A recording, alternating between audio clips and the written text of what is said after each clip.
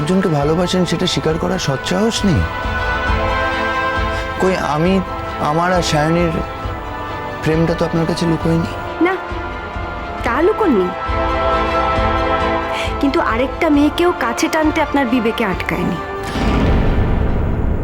ওটা দয়া করেছিলাম। আপনাকে কে অধিকার দিয়েছে? কোন সাহসে আপনি আমাকে দয়া করতে গেছেন? কেন?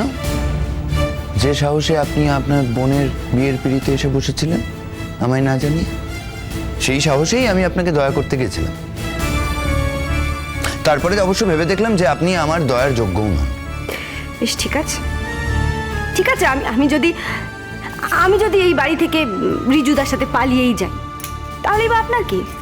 আপনি তো আমাকে বউ বলে মানেন না। আমি আপনাকে বউ মানব? পরিষ্কার করে শুনে নিন, আর যাই হোক আমার বউ কখনো একজন চরিত্রহীন হতে পারে না।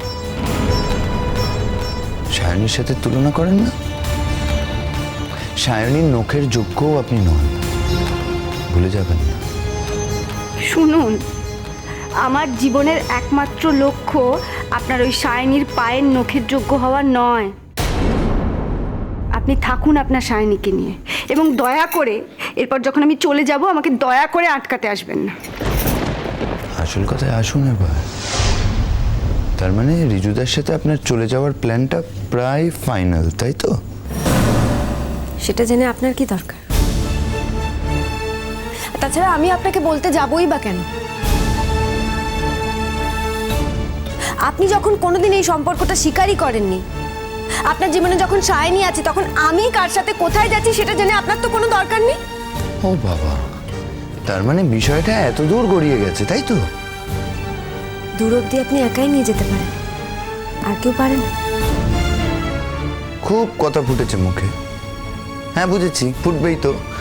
এই যে রিজুদা চিঠি এসছে, এখন ঘুরতে আপনাদের পালিয়ে যাওয়ার প্ল্যান তো ফাইনাল হয়ে গেছে। চিঠি দেখাচ্ছে আমায়। আপনি আমার বাবাকে বাবা বলে ডাকলেন, মামনিকে মামনি বলে ডাকলেন। কেন ডাকলেন? শুধু সম্পত্তি পাওয়ার জন্য, তাই তো? ব্যাস, সমস্ত সমস্যা মিটে গেল, সোনায় সোহাগা হয়ে গেল আপনার। আপনি আমার বাবার সম্পত্তিও পেয়ে গেলেন, আবার আপনার প্রাণের মানুষের সাথে সংসার করার উপায়ও পেয়ে গেলেন। আপনি না ডেঞ্জারাস একজন মানুষ। আপনার মতো খারাপ মানুষ আমি জীবনে আর দেখিনি। আপনি আমার কাকিমণি, আমার পিসিমণি সবাইকে হারিয়ে দিয়েছেন। বাবার দেওয়া উইলটা আমি বোধহয় কুটি কুটি করে ছিঁড়ে ফেলেছিলাম, আপনি ভুলে গেছেন। ছাড়ুন তো নাটক। আর একটা কপি বার করে নিতে কতক্ষণ? আমি যতদূর জানি না, আপনার মতো অত লেখাপড়া নেই আমার।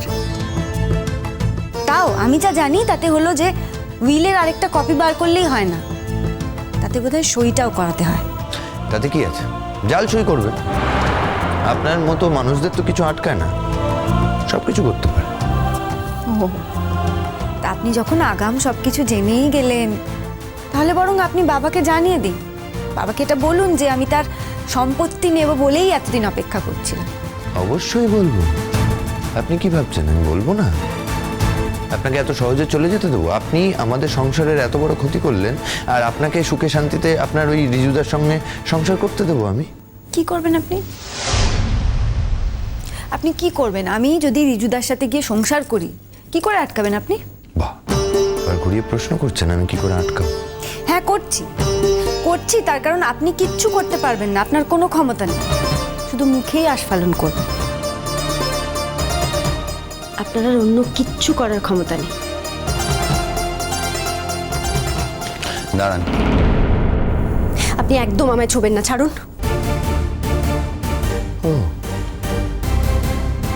তাই নাকি? সতীপনা দেখাচ্ছে? সতীত্ব বলে আর কিছু বাকি আছে আপনার? নিজের সতীত্ব বিসর্জন দেননি? আচ্ছা, এখন আমি যদি এই কথাটা আপনার রিজুদাকে বলে দিই?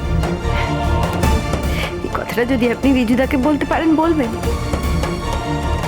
আমিও কিন্তু আপনার সায়নীকে বলতে ছাড়বো না যে ওই একই রাতে আপনিও আপনার সতীত্ব হারিয়েছেন। ভয় দেখাচ্ছেন? না, ভয় আপনি পাচ্ছেন। আমি তো আপনাকে আগেই বলেছি যে সায়নীর সাথে আমার যে সম্পর্ক তাতে সব কথা আমি ওকে খুলে বলতে পারি, কিন্তু আপনার সাথে আপনার রিজুদার সেই সম্পর্ক আছে তো? ওইখানে একটা জিনিসই বুঝতে পারছি না, আমার সঙ্গে কার কি সম্পর্ক সেটা নিয়ে আপনি মাথা ঘামাচ্ছেন কেন? আপনার তো কোনো প্রয়োজনই নেই, কারণ আমি তো আপনার জীবনের সীমানার মধ্যে কোথাও নেই। সেটা নিয়ে আপনি মাথা ঘামাবেন না। ও আচ্ছা, তা কবে যাবেন আপনার রিজুদার কাছে?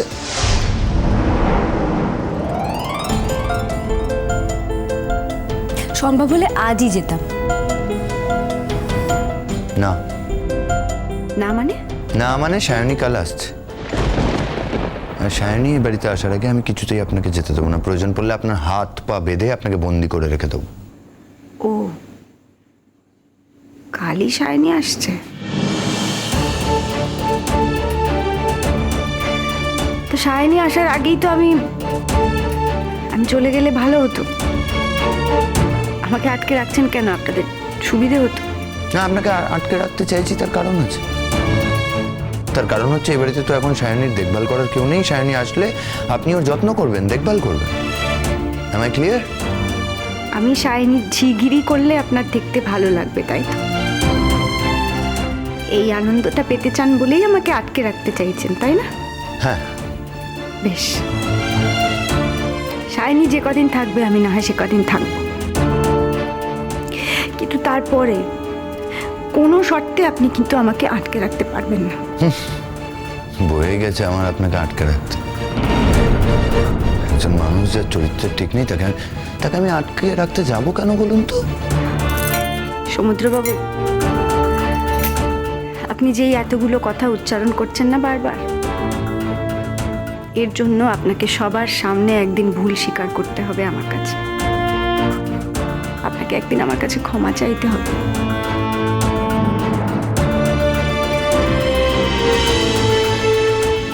আরে যাচ্ছেন কোথায়? আপনার প্রাণের মানুষের চিঠিটা খুলুন, পড়ুন, নিয়ে যান। নাকি রেখে যাচ্ছেন ইচ্ছে করে যাতে আমি এটা পড়ে আপনাদের আপডেট জানতে পারি?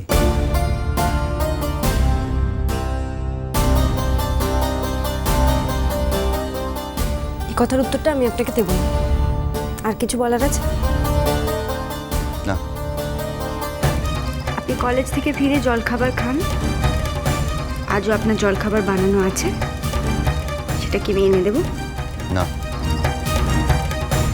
খাবেন না? আপনার হাতে খাবো না। যে মানুষকে দেখলে আমার গা ঘিনঘিন করে তার হাতে আমি খাবার খেতে চাই না। আমাকে দেখলে আপনার গা ঘিনঘিন করে ওঠে? হ্যাঁ, উঠছে।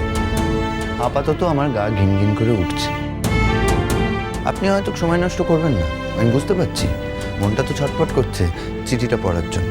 যান, পড়ুন। আমার মনের কথা আপনি এত কি করে জানতে পারেন সমুদ্রবাবু? এটা ভেবেই আমার অবাক লাগে। আপনি আমার মনের আসল কথাটা জানেন?